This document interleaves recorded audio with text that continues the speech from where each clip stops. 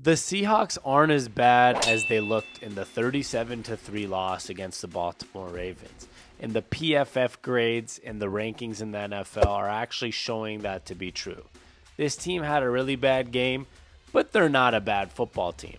Every single week on my YouTube channel, I've been breaking down where the Seahawks sit in PFF rankings at every single category. Overall, offense, passing, pass block, receiving, running, run block, defense, run defense, tackling, pass rush, coverage, and special teams. Where do they rank against the entire NFL in those categories? And I always wait till Tuesday or Wednesday of the week. That way everybody has played from the previous week, and we can actually look at through 9 weeks where the Seattle Seahawks sit against every other team in every single category. And it really actually helps to break down these numbers because sometimes you see them and it makes a little more sense about where the Seahawks are doing good and where the Seahawks are doing bad. Now, by no means am I saying PFF is a Bible, of football. No, by no means am I saying this is the absolute truth and nothing but the truth. This is just where PFF football rankings have it. If you're into the numbers, if you're into the premium stats, it's actually really interesting to listen to. It's also subscription based, so I'm giving you some of the numbers where you don't got to pay to go see them, which is kind of nice if you ask me. We're going to start off where the Seahawks are overall in the NFL. I always start with overall, and currently they're sitting at 9th overall in the entire NFL at 81.8. So, despite a 37-3 loss to the Baltimore Ravens, the Seahawks did not drop very far, and they actually look pretty decent here. If you ask me, being 9th in the NFL is a place where you'd like to be most of the season, somewhere in the top 10. They're only behind the Miami Dolphins, San Francisco 49ers, Baltimore Ravens, who they lost to pretty badly, the Buffalo Bills, the Dallas Cowboys, the Detroit Lions, who they beat, the Philadelphia Eagles, and the Minnesota Vikings. Now, there's some good and bad to what I just said because we did lose to the Ravens 37-3. We did beat the Detroit Lions, but the Detroit Lions also got killed by the Ravens. So the Ravens are looking like they might just be, to be honest, as number 3 in the NFL, they might just be better than a lot of these teams that I just mentioned at the lower half of this. They might be a lot better than the Cowboys, Lions, Vikings, Seahawks, Saints, all these teams I'm mentioning right now. They're maybe just that good. They have a pretty clean injury report. I saw there's only 3 people on their injury report going into this week, week 10.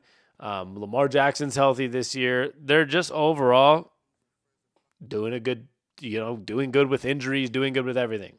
So it's not the end of the world to be sitting at 9th, but we might be in a different level right now than the Baltimore Ravens. We might be just a step below, but that's okay.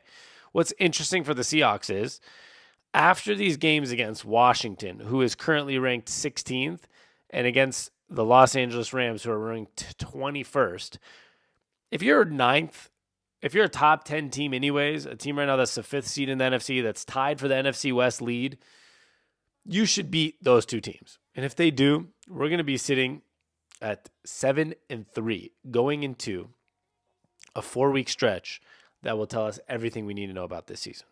That 4-week stretch will include 2 games against the number 2 PFF team in the San Francisco 49ers. It'll include a game against the number 5 team, the Dallas Cowboys, and the number 7 team, the Philadelphia Eagles. So that's going to tell us a lot, and I mean a lot about our season. But as for now, we're sitting at 9th with an 81.8.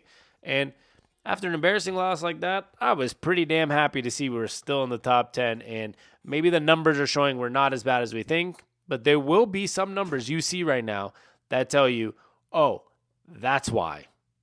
That's why we looked like that. And you could probably guess what those are, but we'll get there. Offensive ratings is where we're going to start. On offense, the Seahawks are tied for 9th in the PFF grading. And they're tied with the Kansas City Chiefs with a 75 grade. So there's some pros and cons there. One, you could say they're tied with the Chiefs. We're all right. But the Chiefs are actually struggling on offense a little bit too. Now, being 9th is not a negative, so do not take that the wrong way. But being at 9th puts you right there at like the end of the first third of the NFL, right? So we're almost in the second tier. And, if you cut it into those 3 tiers, like There's 32 teams, but I'm just saying cut into like 10, 20, and the bottom 12 can be their own tier. We're right at the last spot of that first tier of top 10 teams, both in overall and in offense. Now, it's not awful. I mean, we're ahead of teams like the Chiefs, the Cowboys, the Bengals, teams that have really good quarterbacks and they're known to have really good offenses. So I'm not saying in any means it's a bad thing to be there. It's actually good compared to what we've seen on the field against the Cleveland Browns, despite the fourth quarter when we came back and won, and then against the Baltimore Ravens. I like being at 9. That tells me that, hey, the numbers show, the analytics, and I'm not all about analytics all the time. Sometimes the eye test tells me, like right now the eye test is telling me Geno Smith's not the same quarterback as he was last year. I'm not calling for a benching. I'm not the major complainer like many people might be on Twitter or other places. But they are sitting there at 9th, despite the quarterback play being not the same as last year and definitely being a step down. So they're sitting at 9th in overall offense. And now we're going to break down everything that goes into the offensive ratings. And we start with passing. They are 13th in the league in passing at a 73.3 grade. I believe that's down from last week. It was, I wish I pulled up the numbers. But last week, I think it was like at 9 or 10-ish. But 13th in the NFL in passing at the 73.3 grade. Now, you can see those teams I just mentioned that we were ahead in overall offense with Kansas City and the Bengals. I mentioned those two teams specifically. They're at 8th and at 10th on that list. So, obviously, their passing game and their quarterback play is better. The reason they are dropped below us is because the run game more than it is the passing game, obviously. So, you see a lot of really good quarterbacks that are going to be ahead of the Seahawks in terms of these passing grades, right? You have the Dolphins, the Bills, the Lions.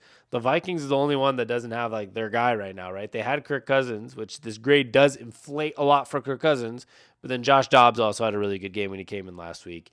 They're probably going to slip because Kirk Cousins is having a way better season than most people realized.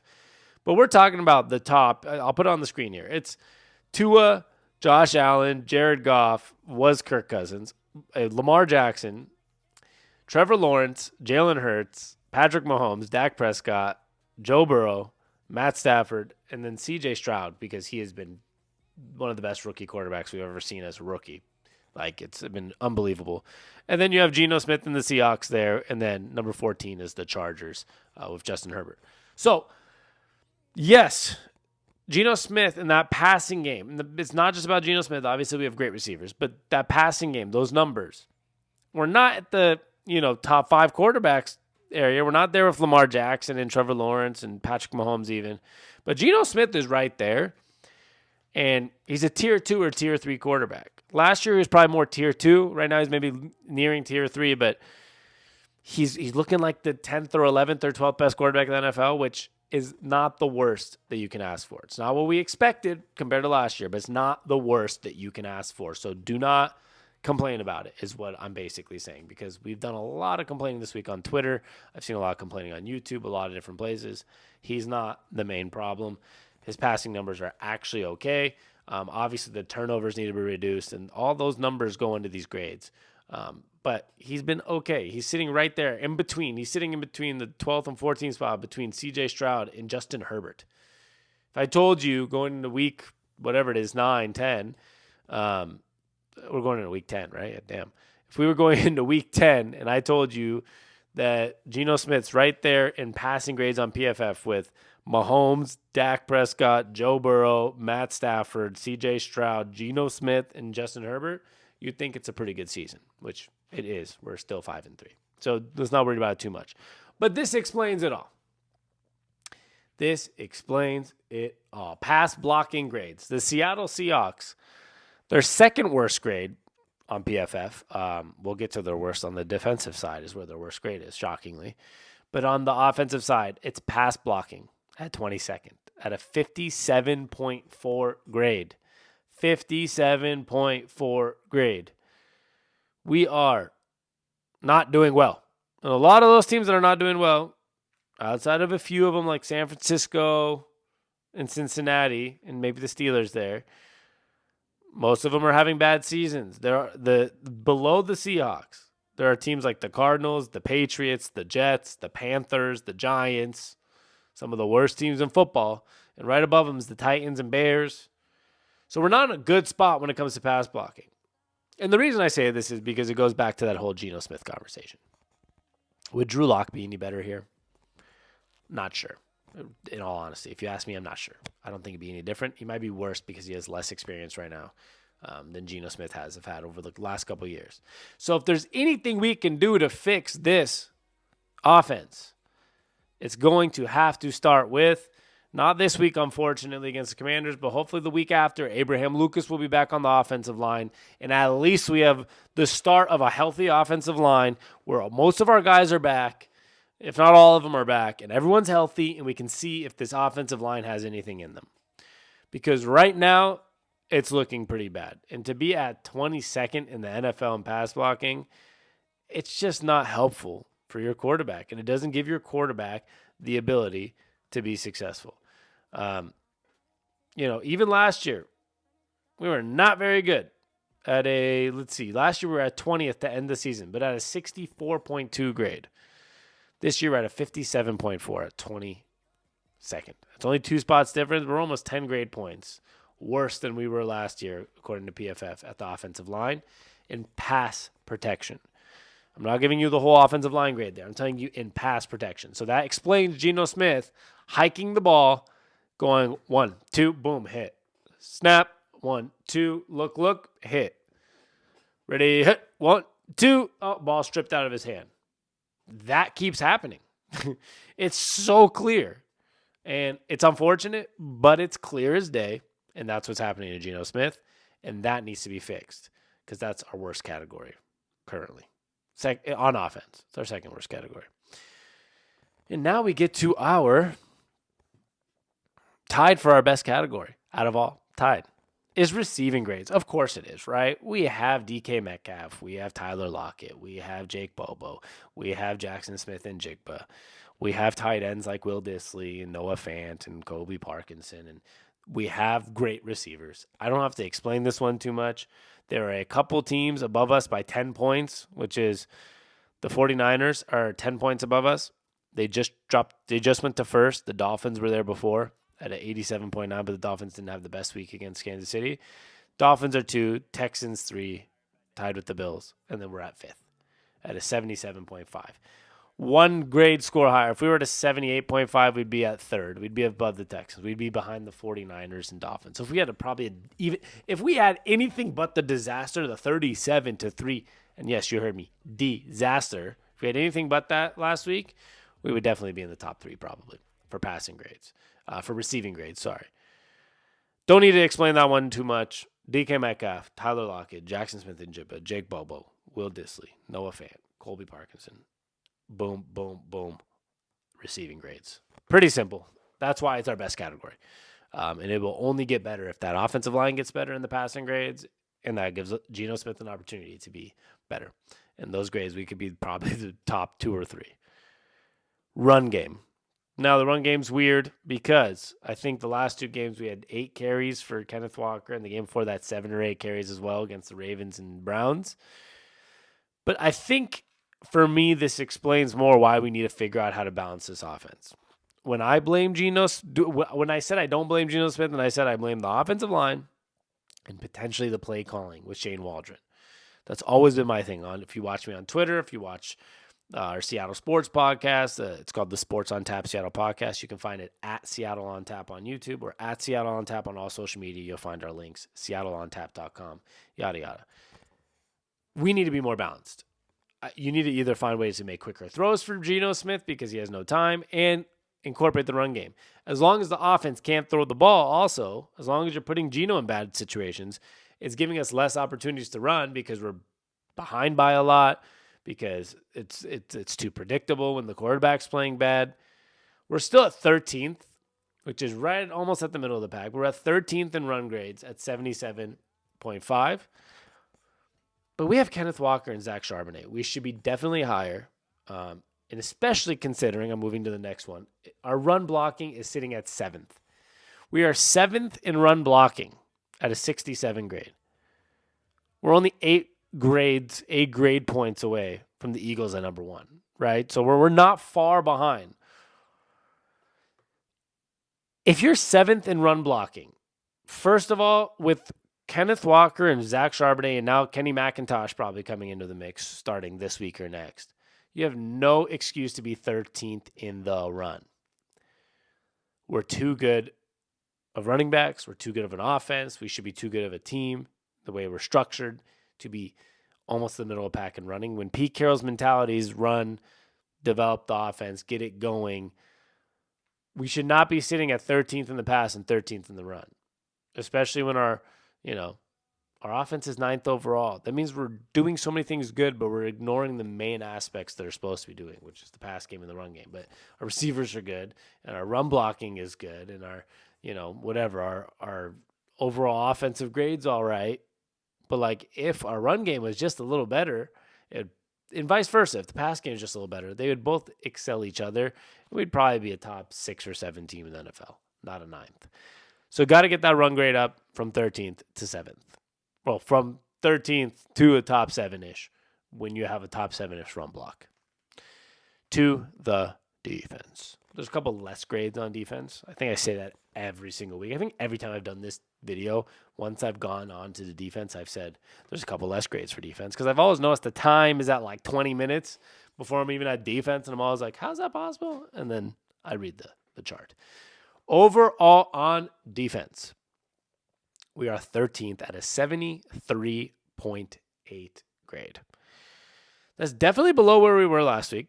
73.8 grade is not a bad grade. It's somewhat in the green still on PFF here. But I don't like being next to like the Raiders and the Lions defense. Like we should be much better than that. This game probably didn't help, right? 37-3. This game probably knocked us down a little bit, even though we were much higher before, and we have different aspects of our defense that are phenomenal.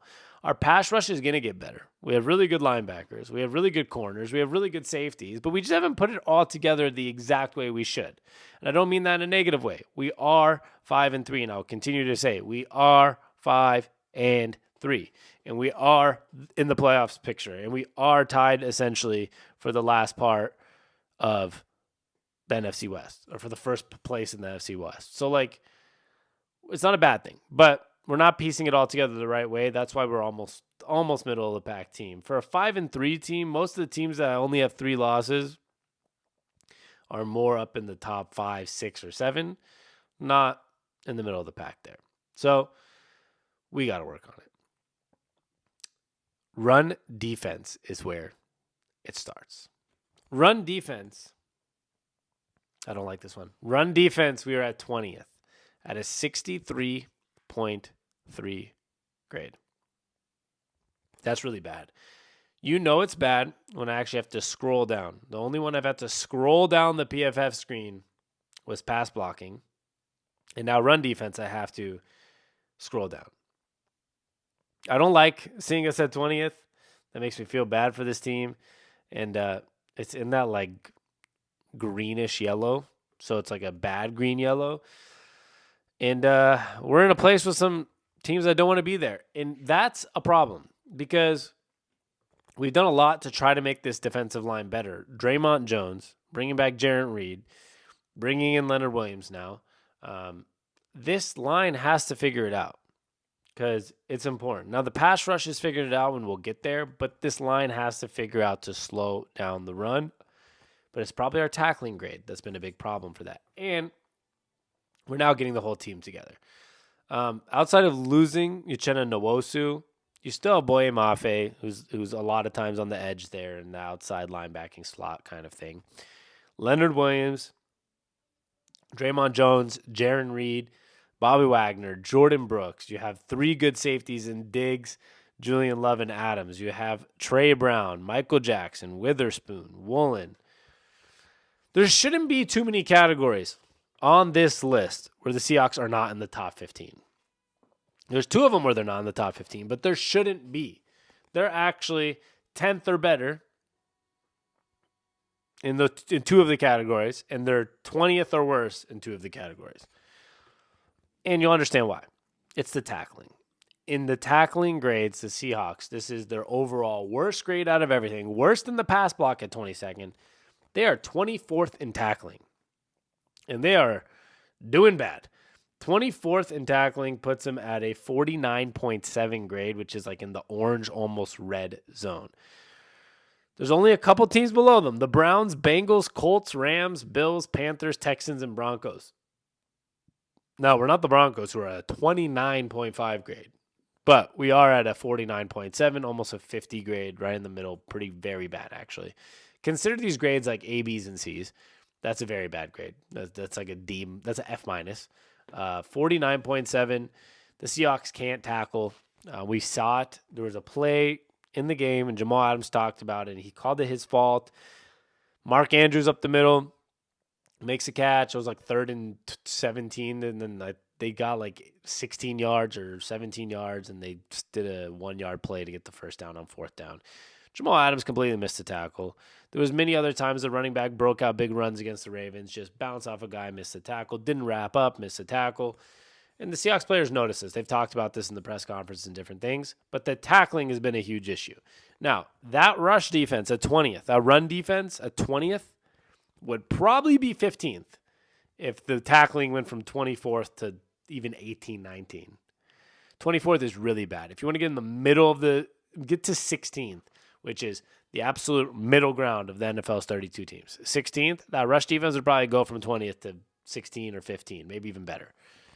You got to get the tackling right. That's going to help the rush defense. We have to get those things right, or this defense is also going to continue to get tired because this offense is also not getting them off the field. It's a catch-22. Is that what they call it, right? When the offense is not doing it, it's a problem for the defense. And the defense isn't stopping the other team, the offense can't get back on the field. It's all a problem. But let's get to some of the good news. The two good things for the Seahawks defense right now is the pass rush is at 9th at a 75.3 grade. I'll take it. For a team that's been pretty bad at pass rushing, at getting any hands on the quarterback, to be at 9th at a 75.3 and to be getting Leonard Williams into this team. Now, Leonard Williams only played one game, but he made an impact last game. I don't care if there's no sacks or if there's no big numbers for it. If you watch the All 22 or watch the tape, the dude was making plays left and right. He was pushing people over left and right, getting close to making a play left and right, making a play that led to another guy getting a tackle left and right. So that pass rush is only going to get better with Leonard Williams in there. It's going to open up opportunities for everybody, including the secondary that we have that does a lot of blitzing. Guys like Witherspoon, guys like Jamal Adams. And then you're going to see, Leonard Williams coming up the middle a lot more, maybe Draymond Jones, maybe Jaron Reed, hopefully. You'll see Boye Mafe getting into the quarterback more often, off the edge.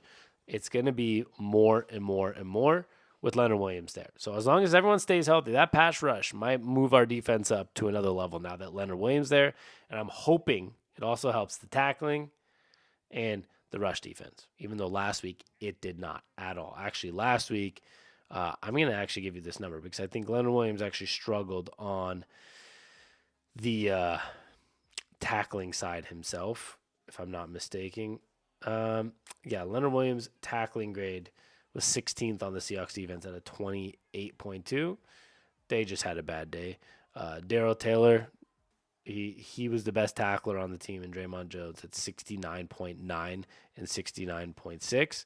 So Mario Edwards Jr. actually was up there too.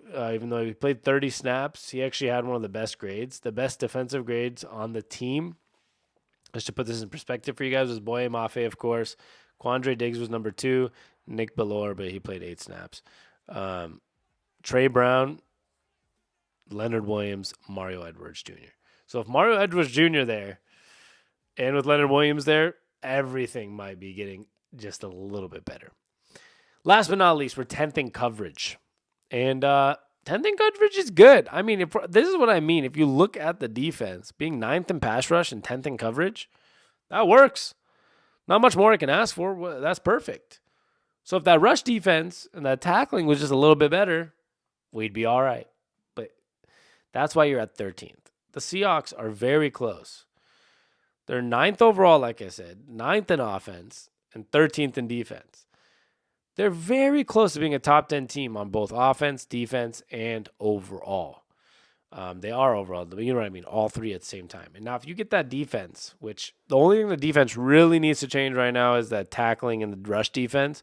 All of a sudden we're talking about the Seattle Seahawks team being a team that's kind of a top 7 defense, top 7 or 8 team in the entire NFL. And we'll see it. We won't be losing 37-3. We'll beat teams like Washington and LA. We'll beat the Rams this time because we should, and we're a better football team. And then at the end of the day, when that Eagles, Cowboys, and 2 49ers games come back to back weeks, as long as you win 2 out of 4, you don't lose 3 out of 4, you don't lose all 4, you win 2 out of 4. If you play out of your minds, you win 3 out of 4. All of a sudden, this whole season's different than what we think. So coverage 10th at 81. That's one of our better grades. It's good to see, to be honest. It helps the defensive numbers. Last but not least, special teams.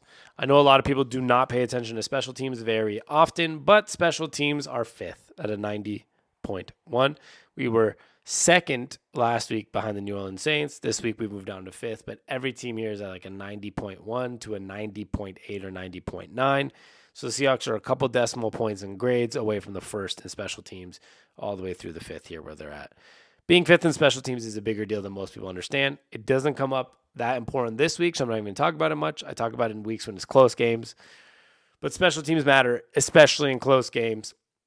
Everything from kickoffs to punts to punt returns to punt blocking to field goal, to the field goal unit. Everything matters in special team, especially in a close game.